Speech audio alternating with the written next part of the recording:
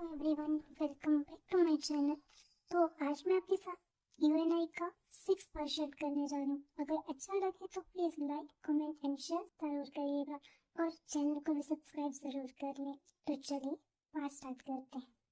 Uni village में एक नई सुबह होती है। काले अंधेरों को चीरकर सूरज की किरणें खूबसूरत विलेज को निहार देती हैं। और ऐसी ही नई सुबह नागवान से ये जिंदगी मिली इसी यूनियन में होती है, जिसे गम के अंधेरों ने जकड़ रखा था।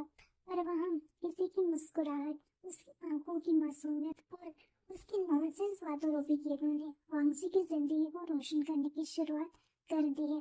और ये डाइनिंग टेबल पर बैठा हुआ ब्रेकफास्ट करते हुए शीचन महसूस कर पा रहे थे। वो देख रहे थे कि वांगजी आज कुछ तो अलग है। वांगजी की इमोशनलेस आंखें, जिसे टाइम ने बना दिया था पिछले 3 सालों में, आज उनमें कुछ है। यही सोचकर शीचन बस बहुत प्यार से अपने भाई को देख रहे थे और कह रहे थे, मॉम, आपका डिसीजन सही था वांगजी को इधर भेजने का। ऐसा वो मन में सोच रहे थे और उनकी उम्मीदें भी बढ़ रही थी।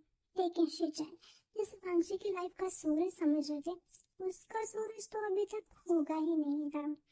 वो बेफिक्र इस बात से अनजान कि किसी की उम्मीदें से जुड़ गई हैं, किसी की खामोश लाइफ में उसने शोर मचा कर रख दिया है। बड़े मजे से वो सोया हुआ है। तभी जोर जोर से दरवाजे खटखटाने की आवाज आती है और वेन की मॉम कहती है, आशियान, अगर तुम अभी नहीं उठे ना तो सच कह रही हूँ, मैं तुम्हें पूरी तरह से झाड़ू से तुम्हारी पिटाई करूंगी और पूरा दिन तुम्हें आज मैं घर से बाहर जाने नहीं दूंगी, सोच लेना आशियान। ऐसा सुनते ही वेन झटके से उठ जाता है और कहता है, मैं उठ गया हूँ। और ऐसा कहकर कुछ ही पलों में अपना पूरा मॉर्निंग रूटीन करने के बाद डाइनिंग टेबल पर ब्रेकफास्ट कर रहा था। तभी उसकी मम्मी गुस्से में बोलती है, लोगों का तो ये अक्सर लंच करने का टाइम होता है और देखो यहाँ पर मेरा बेटा ब्रेकफास्ट कर रहा है। तुम कब सुधरोगे आशियान? समझ नहीं आता तुम्हारी नींद है या क्या? दोपहर से पहले खुलती ही नहीं। तभी विंग कहता है, माँ, अब स्कूल वेकेशन चल रही है ना, इसलिए मैं लेट उठता हूँ। जब वेकेशंस खत्म हो जाएंगी तब तो मैं जल्दी उठ जाता हूँ ना। इस पर विंग की मॉम कहती है, उठ नहीं जाते, उठाती हूँ मैं तुम्हें, वो भी जबरदस्ती। अगर तुम्हारा बस चले तुम तो सिर्फ सोते ही रहो घोड़े बेचकर। तभी विंग कुछ बोलने ही जाता है पर उसे ठसका लग जाता है और वो खांसने लगता है। तभी उसकी माँ परेशान होकर उसके पेट को सहलाती है और कंसर्न टोन में बोलती है, खाना खाते तुम क्यों बात कर रहे? दोबारा निकल कर बात नहीं कर सकते थे? तुम भी बिल्कुल ख्याल नहीं रखते हो अपना। और मैं भी पागल हूँ जो तुम्हें खाना खाने के बाद भी तो डांट सकती हूँ? नहीं, लेकिन मुझे पहले ही तुम्हें बोलना होता है। अब ऐसा कहने पर वो खुद पर ही गुस्सा करे जा रही थी। तभी आशिया अपने माँ का हाथ पकड़ते हुए बोलते हैं, माँ माँ माँ, ठीक हूँ, रिलैक्स, और मेरा खाना हो चुका है। लेकिन माँ अपना सारा गुस्सा भूल चुकी थी। कॉन्सिस्टेंट जितना चाहे अपने बेटे पर गुस्सा कर ले, लेकिन उसकी थोड़ी सी भी तकलीफ उसको सब कुछ बुला देती है। ऐसी ही होती है ना माँ। और इसी चीज का फायदा हमारा वेंग उठाता है। अभी वो जानबूझ के खांस रहा था अपनी मॉम की डांट से बच गई, क्योंकि वो जानता है कि उसकी मॉम उससे बहुत प्यार करती है और वो भी अपनी मॉम से बहुत प्यार करते हैं, इसलिए तो उन्हें परेशान करता रहता है। अपना अपना तरीका है प्यार दिखाने का। तभी वेंग कहता है, अच्छा माँ, अब मैं चलता हूँ, मुझे मेरे नए दोस्त से मिलने जाना। और वो अपनी मॉम के कानों पर किस करता है और वहां से भाग जाते हैं। तभी उसकी मॉम चिल्लाकर बोलती है, कोई बदमाशी मत करना आज। लेकिन तब तक उसका बेटा यानी कि हमारा वेंग जा चुका था और उसकी मॉम सिर्फ सिर हिलाते हुए बोलते हैं, इसका कुछ नहीं हो सकता। और फिर मुस्कुराते हुए कहते हैं, मेरा प्यारा बच्चा। अब हमें वांगजी की ओर का सीन दिखाया जाता है, जहाँ वो बैठा हुआ था, वहीं जहाँ कल बैठा था उस लोटस पॉन्ड के किनारे पर, और बाकी ग्राउंड में खेल रहे थे। तभी शॉफी कहते हैं, गागा, अब हमें और जगह जाना चाहिए, कब से हम यहीं पर खेल रहे हैं, यहाँ से चलते हैं ना।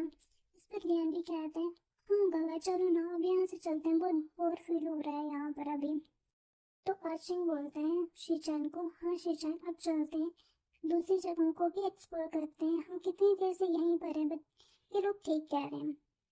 तो शीचन वांगजी की ओर देखते हैं, जो अभी भी वहीं बैठा हुआ था पर आज उसकी आंखें खोले हुए थे। शीचन वांगजी के पास आते हैं और बोलते हैं, वांगजी, चलो अब यहाँ से चलते हैं, शायद आज वो यहाँ नहीं आएगा। तभी शिनचैन की ओर देखते हैं और अपनी स्टर्न या बोलो थोड़ी गुस्से वाली आवाज में बोलते हैं, मैं किसी का वेट नहीं कर रहा, और वहां से उठकर चले जाता है। शिनचैन खुश था। एक दिन में उस लड़के वेंग ने वांग जी की कितना इफेक्ट किया है। अब वो बातों का आंसर कर रहे हैं, पहले की तरह इग्नोर नहीं। शिनचैन स्माइल करते हैं और वो भी अब वहां से चलने लगते हैं। वो यूनियन की मार्केट में घूम रहे थे जहाँ वांग जी को किसी के जोर जोर से हंसने की आवाज सुनाई दे रही थी और वांग जी ने पहचान लिया था कि वो किसके हंसने की आवाज थी। वांग जी जो उस तरफ थोड़ा आगे जाता है तो देखते कि एक लड़का जो उन्हीं की एज का है वो वेंग के ऊपर है, वो भी हाफ नेक्ड, और वेंग उसके नीचे है। वो वेंग को गुदगुदी किए जा रहा है, वेंग जोर जोर से हंस रहा है। उनके साथ 3 और हैं जो भी उन्हीं की एज के लग रहे हैं, जिसमें से 2 लड़कियां और एक लड़का है। वो भी हंसे जा रहे हैं। अब यहाँ हुआ क्या था वो देख लेते हैं हम। वेंग जैसे ही अपने घर से बाहर आया था तो थोड़ी देर कर आगे जाकर वो रुक जाता है। वो लूफिंग के घर की ओर देखता है और अपने आर्म्स को फोल्ड करके अपनी एक उंगली को चिन पर रखकर सोचता है, लूफेंग, तुमने मुझे चुगली लगाई थी ना, वहां से अब मैं तुम्हें मजा चखाऊंगा कि मुझसे कताई करने का नतीजा क्या होता है। आइडिया तुमने मुझे दिया था ऐसा, और बाद में माँ के सामने सबक दिया। रुको तुम्हें तो मजा चखाना पड़ेगा। तभी वो एक इविल स्माइल करता है और वहां से उनके घर चले जाता है और कहता है, लूफेंग तुम कहाँ हो? तभी लूफेंग की मॉम कहती है, वेंग बेटा लूफेंग तो मार्केट गया है, तुम्हें वो वहां मिल जाएगा। इस वेंग बोलता है, ओके आंटी थैंक यू, और वहां से वो भागकर मार्केट की ओर जाने लगते हैं। साथ में वो अपने क्राइम पार्टनर्स जो 3 फ्रेंड्स को हैं वो बुला लेता है, जो कि थे वेंडिंग, शाओली और शाओनी, जो कि दोनों सिस्टर थी। वो चारों लूफेंग को ढूंढ लेते हैं। तभी वेंग लूफेंग के कंधों पर हाथ रखता है और कहता है, लूफेंग। तभी लूफेंग बेचारा घबरा रहा था, वो अटकते हुए बोलता है, वेंग मेरे दोस्त। तभी वेंग उसे कहता है, ओह तो तुम्हें याद है कि मैं तुम्हारा दोस्त हूँ, तो तुम्हें ये भी याद होगा कि हमारी दोस्ती का रोल क्या है। तभी बेचारा लूफेंग नर्वसली स्माइल करता है, बोलता है, हाँ हाँ बिल्कुल। तो वेंग कहता है, तो बताना जरा क्या है। इस पर लूफेंग बेचारा घबराते हुए बोलता है, वो है कि खूब शरारत करना और एक दूसरे को बचाना। तभी वेंग कहता है, वेरी गुड, और तुमने क्या किया था जरा बताओगे। तभी लूफिंग बेचारा वेंग को हाथ के जोर जोर से पकड़ कर हिलाने लगता है और कहता है, प्लीज प्लीज प्लीज मुझे माफ कर दो, तुम जानते हो ना तुम्हारी मॉम कितनी खराब है। तभी वेंग आंखें बड़ी बड़ी करके लूफिंग की ओर देखने लगते हैं और बोलते हैं, तुमने क्या कहा। तभी लूफिंग जोर जोर से अपने दोनों हाथों को नहीं नहीं साइड में हिलाते हुए बोलते हैं, नहीं नहीं मेरा मतलब वो नहीं, मेरा मतलब था कि तुम्हारी मॉम कितनी स्ट्रिक्ट है। तभी वेंग जिसने चेस्ट के अराउंड अपने हाथ फोल्ड कर लिए थे बोलता है, वो तो है। इस पर लूफिंग बोलता है, तभी एक्चुअली वो मैं जब कल घर आ रहा था तो सब हुआ था, मैं उसी को सोचकर खुश हो रहा था और बोल रहा था कि आज तो हमने बहुत मजा किया ऐसा प्रैंक खेल के। लेकिन ये सब तुम्हारी मॉम ने सुन लिया और उन्हें तो पता है कि हम शरारतें मिलके करते हैं, तो उन्होंने मुझसे पूछ लिया कि हमने आज क्या शरारत की, और मैंने भी डर के मारे सब बोल दिया। ये सब लूफी बहुत मासूम होके बोल रहा था और अपना सर उसने नीचे झुका लिया था। तभी वेंग उसके पास जाकर उसके कंधों पर हाथ रखता कहता है, बोल तो तुमने तोड़ा है लेकिन तुम्हारी वजह भी जेन्युइन थी। मेरी मॉम तो सच में बहुत स्ट्रिक्ट है। तभी लूफी खुश हो जाता और कहता है, तो इसका मतलब तुमने मुझे माफ किया ना कल के लिए। तो वेंग कहता है, माफ किया। लूफिंग को एक रिलैक्सेशन फील होता है, वो वेंग को गले लगा लेता है, लेकिन तभी वेंग एक डेविल स्माइल करता है और वेंगिंग को हाथ से इशारा करता है और कहता है, लूफिंग तुम्हें पता है कि अभी मेरे हाथ में क्या है। उसने लूफिंग को अभी भी गले लगाकर रखा हुआ था। लूफिंग बोलता है, क्या है। वो ऐसा बोलकर हटने ही वाला था लेकिन वेंग उसे नहीं हटने देता और बोलता है, अरे मैं बताता हूँ ना कि मेरे हाथ में क्या है। मेरे हाथ में एक चूहा है।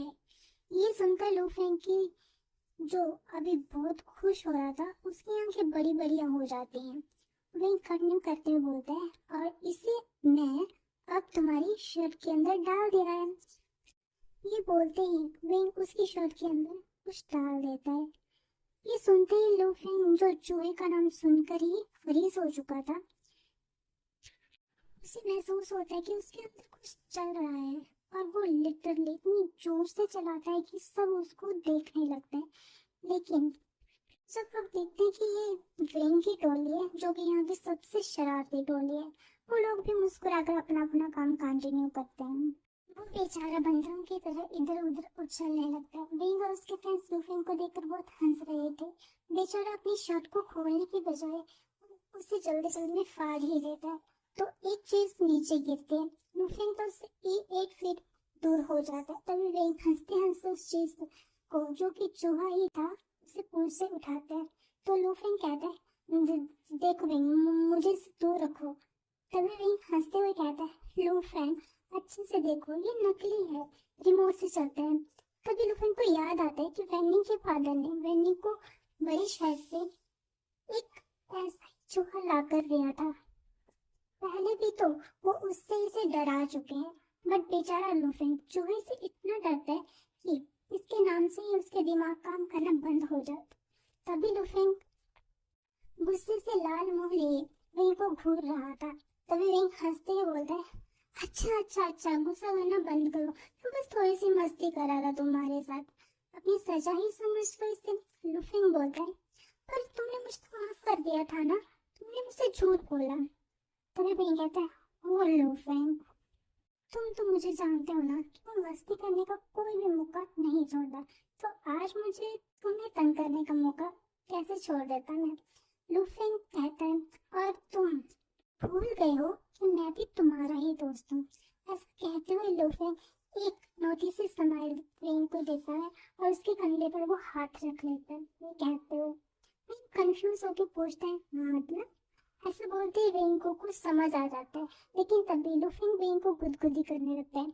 सबको पता है कि वेंग को गुदगुदी करना बिल्कुल पसंद नहीं, एकमात्र कमजोरी उसकी यही तो है, और लूफेंग उससे बदला लेने के लिए अब उसकी इसी कमजोरी का वो फायदा उठा रहा है। ये दोस्त ऐसे ही हैं, इनके बदले मस्ती वाले ही होते हैं। यही वो पल था जब वांगजी ने उसे इस हालात में देखा था। वांगजी को पता नहीं क्यों पर बहुत गुस्सा आ रहा था।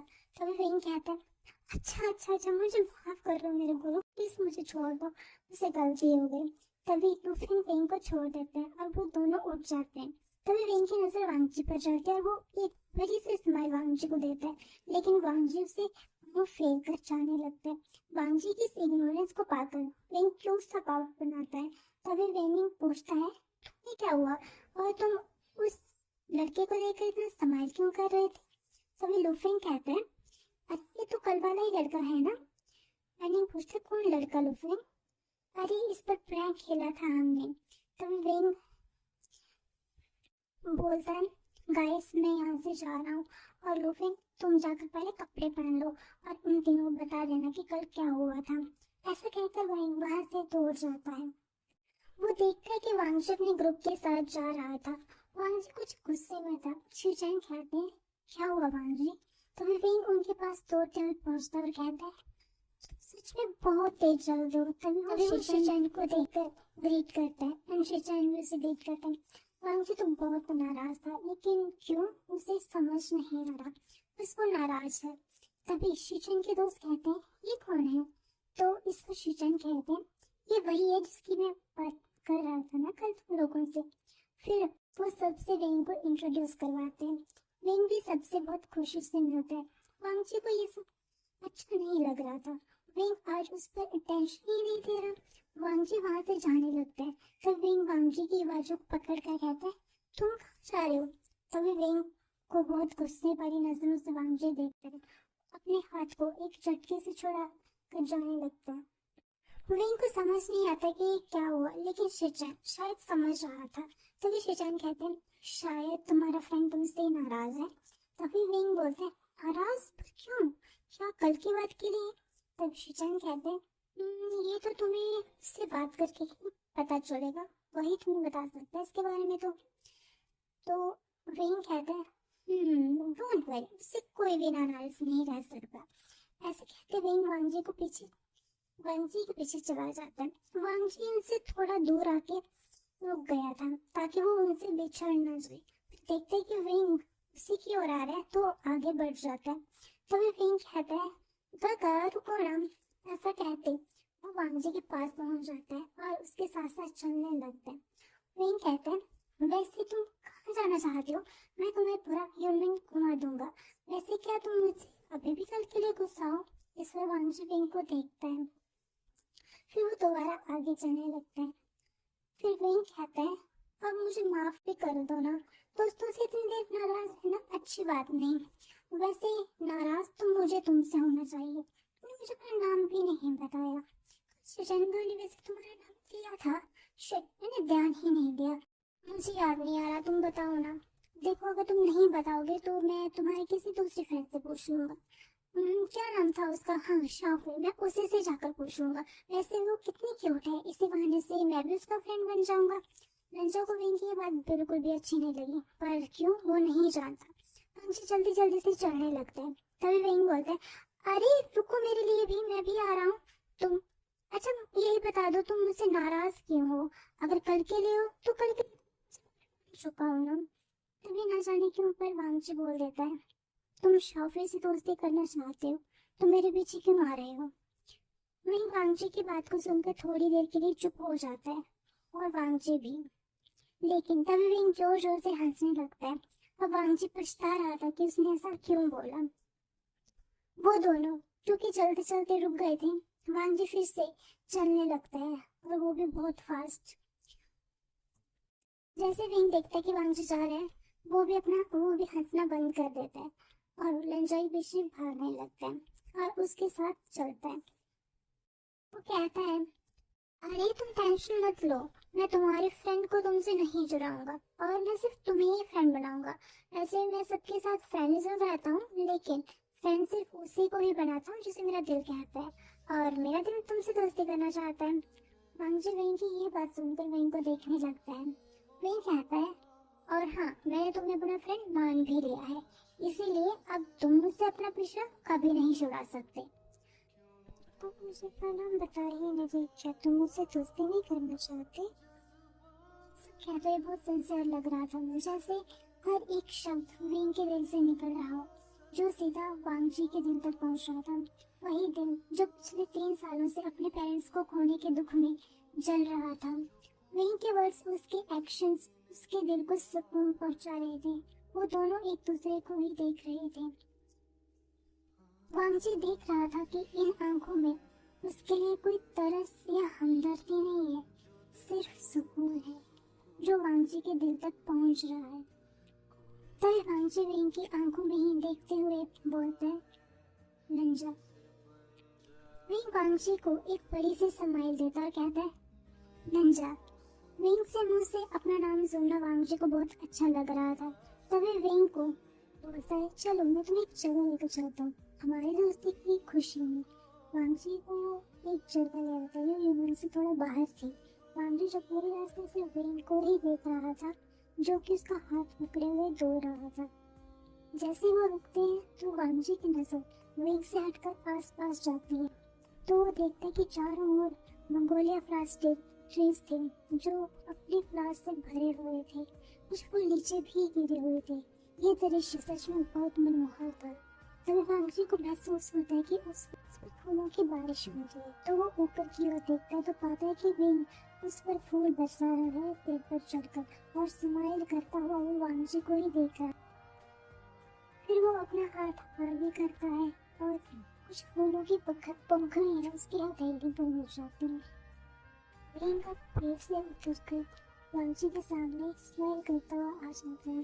वो दोनों स्माइल करते एक दूसरे को देख रहे थे लेकिन तभी वांगजी को महसूस होता है कि उसके पैर के पास कुछ है तो वो नीचे देखता है। वो एक रैबिट था। वांगजी नीचे बैठता है उस रैबिट को गोद में ले लेता है। तभी विंग भी उसके पास आकर बैठ जाता है। कहता है वाह तुम्हारे पास आ गया, पता है लंजा अक्सर यहाँ आता हूँ लेकिन मेरे पास कभी नहीं आता। ऐसे कहते हुए बहुत बड़ा लेता है। वांगजी को विंग का बहुत प्यारा लग रहा था। वांगजी वेंग की गोद में उस रैबिट को रख देखता है। वेंग उस रैबिट को उठाता है और कहता है, आज तो तुम मेरे हाथ में आ ही हो, तुमने मुझे बहुत सताया। वांगजी वेंग को ऐसे रैबिट से क्यूटली बातें करते हैं, कह लो शिकायत करते देख रहा था, लेकिन वेंग की नेक्स्ट बात वांगजी के मुंह पर एक घबराहट ले आती है, क्योंकि वेंग उस रैबिट से कहता है, अब तुम इसकी सजा मिलोगे, मैं तुम्हें पकाकर खा जाऊंगा। ऐसा सुनते ही वांगजी जल्दी से वेंग से उस रैबिट को ले लेता है। वेंग कहता है, रंजा, ये तुम क्या कर रहे हो? मुझे दो ना इसे, मुझे इसे सबक सिखाना है। वांगजी बहुत प्रोटेक्टिवली रैबिट को अपने आर्म्स में छुपा लेता है और उसका फेस बहुत डरा हुआ दिख रहा था। तभी वांगजी की ये हालत देखकर जोर जोर से वेंग हंसने लगता है। वांगजी कंफ्यूजन में वेंग को देखता है। वेंग हंसते हंसते बोलता है, मेरे क्यूट रंजा, तुम्हें क्या लगा मैं सच में इसे पकाकर खा जाऊंगा? अरे मैं तो सिर्फ बस मजाक कर रहा था। तो बट मैं रैबिट्स नहीं खाता, मुझे सिर्फ चिकन पसंद है। कभी कभी मजाक भी करना चाहिए, बट कोई बात नहीं, मैं तुम्हें मजाक करना सिखा दूंगा।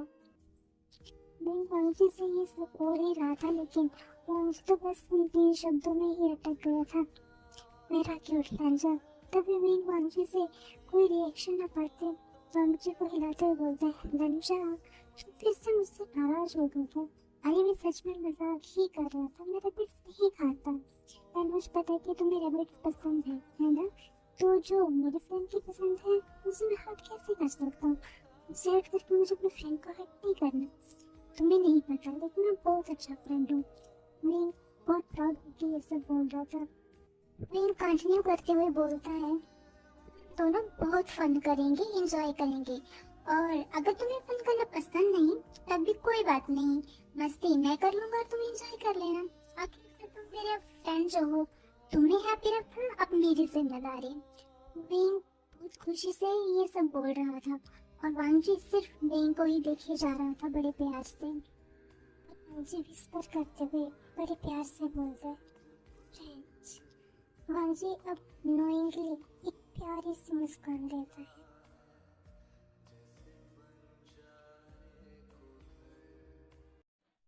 तो आज के लिए बस इतना ही। मिलते हैं नेक्स्ट पार्ट में, तब तक के लिए बाय बाय, टेक केयर।